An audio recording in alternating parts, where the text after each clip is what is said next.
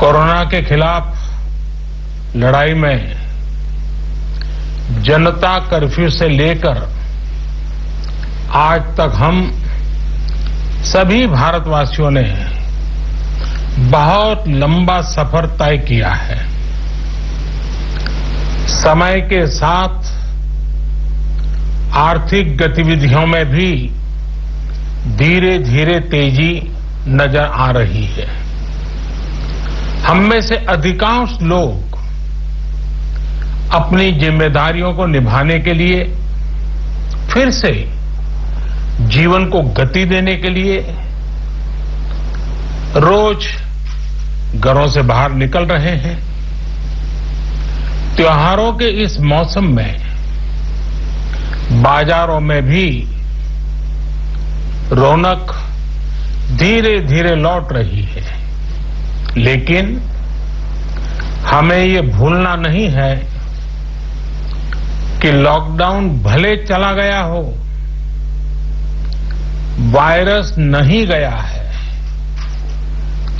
बीते 7-8 महीनों में प्रत्येक भारतीय के प्रयास से भारत आज जिस संभली हुई स्थिति में है, हमें उसे बिगड़ने नहीं देना है और अधिक सुधार करना है।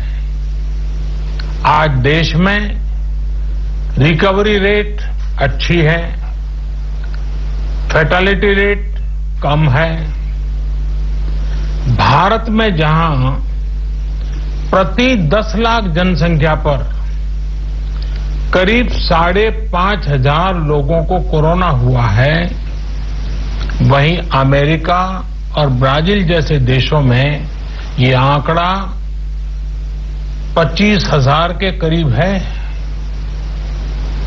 भारत में प्रति 10 लाख लोगों में मृत्यु दर 83 है, जबकि अमेरिका, ब्राजील, स्पेन, ब्रिटेन जैसे अनेक देशों में ये आंकड़ा 600 के पार है। दुनिया के साधन संपन्न देशों की तुलना में भारत अपने ज्यादा से ज्यादा नागरिकों का जीवन बचाने में सफल हो रहा है। आज हमारे देश में कोरोना मरीजों के लिए 90 लाख से ज्यादा बेड्स की सुविधा उपलब्ध है। 12,000 क्वारंटाइन सेंटर्स है। कोरोना टेस्टिंग की करीब 2,000 लैब्स काम कर रही है। देश में टेस्ट की संख्या जल्द ही 10 करोड़ के आंकड़े को पार कर जाएगी। कोविड महामारी के खिलाफ लड़ाई में टेस्ट की बढ़ती संख्या हमारी एक बड़ी ताकत रही है। सेवा परमो धर्म के मंत्र पर चलते हुए हमारे डॉक्टर, हमारे नर्सिस, हमारे हेल्थ वर्कर्स, हमारे सुरक्षाकर्मी और भी सेवा के भाव से काम करने वाले लोग इतनी बड़ी आबादी की निस्वार्थ सेवा कर रहे हैं। इन सभी प्रयासों के बीच ये समय लापरवाह होने का नहीं है। ये समय ये मान लेने का नहीं है कि कोरोना चला गया या फिर अब कोरोना से कोई खतरा नहीं है।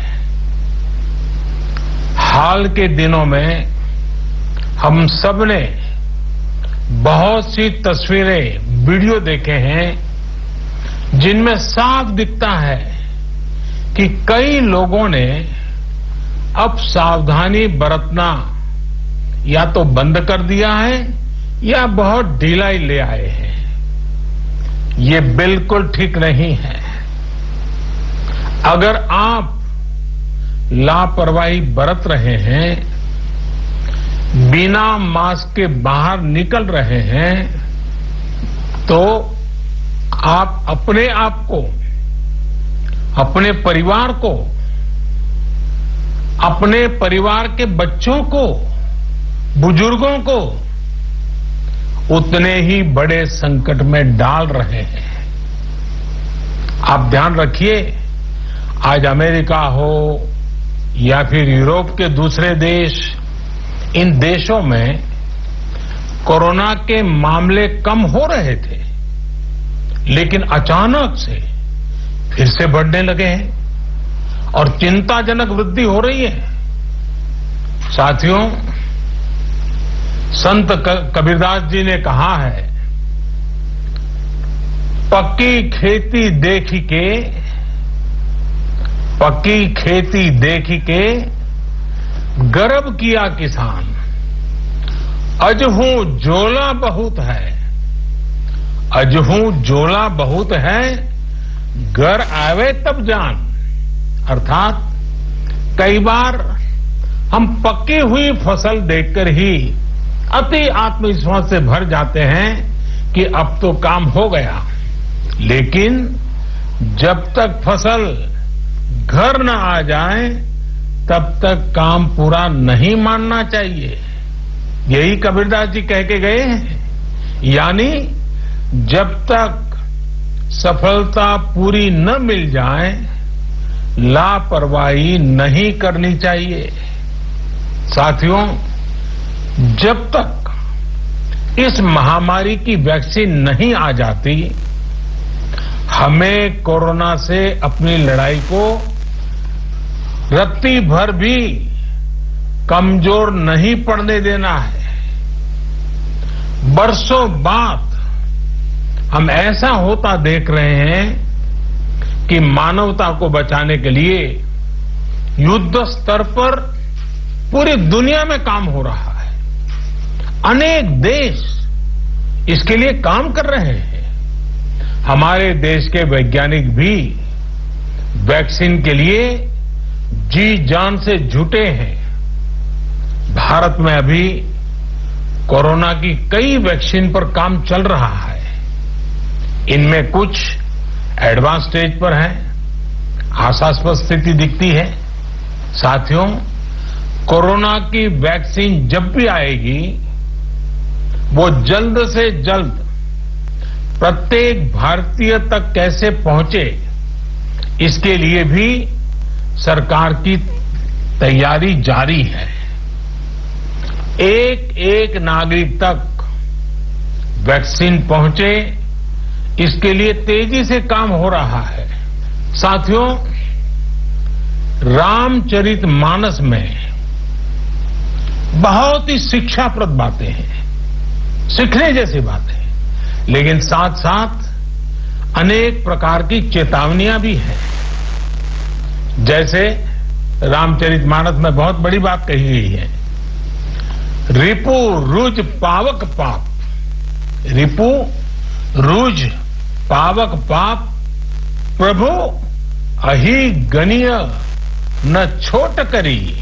अर्थात आग, शत्रु, पाप यानी कि गलती और बीमारी, इन्हें कभी छोटा नहीं समझना चाहिए।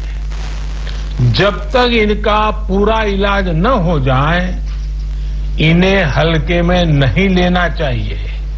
इसलिए याद रखिए, जब तक दवाई नहीं तब तक ढिलाई नहीं। त्योहारों का समय हमारे जीवन में खुशियों का समय है, उल्लास का समय है।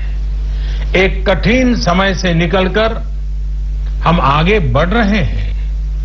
थोड़ी सी लापरवाही हमारी गति को रोक सकती है, हमारी खुशियों को धूमिल कर सकती है।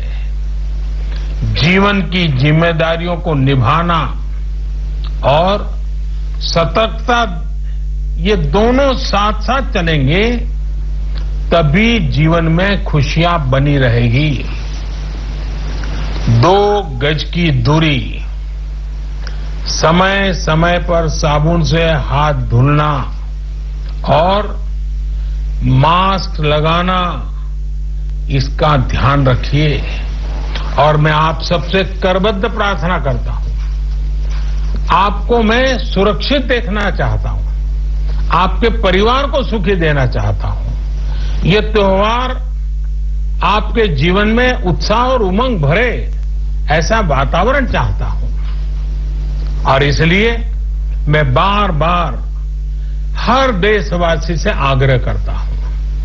मैं आज अपने मीडिया के साथियों से भी, सोशल मीडिया में जो सक्रिय हैं उन लोगों से भी बड़े आग्रह से कहना चाहता हूं कि आप जागरूकता लाने के लिए, इन नियमों का पालन करने के लिए जितना जन जागरण अभियान करेंगे, ये आपकी तरफ से देश की बहुत बड़ी सेवा होगी। आप जरूर हमें साथ दीजिए, देश के कोटि कोटि जनों को साथ दीजिए। मेरे प्यारे देशवासियों, स्वस्थ रहिए,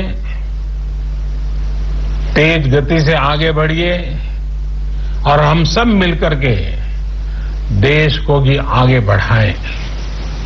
इन्हीं शुभकामनाओं के साथ नवरात्र, दशहरा, ईद, दीपावली, छठ पूजा, गुरु नानक जयंती समेत सभी त्योहारों की सभी देशवासियों को एक बार फिर से बहुत बहुत बधाई देता हूं।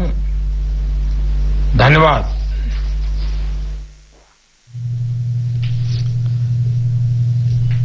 अभी आप माननीय प्रधानमंत्री श्री नरेंद्र मोदी का राष्ट्र के नाम संदेश सुन रहे थे।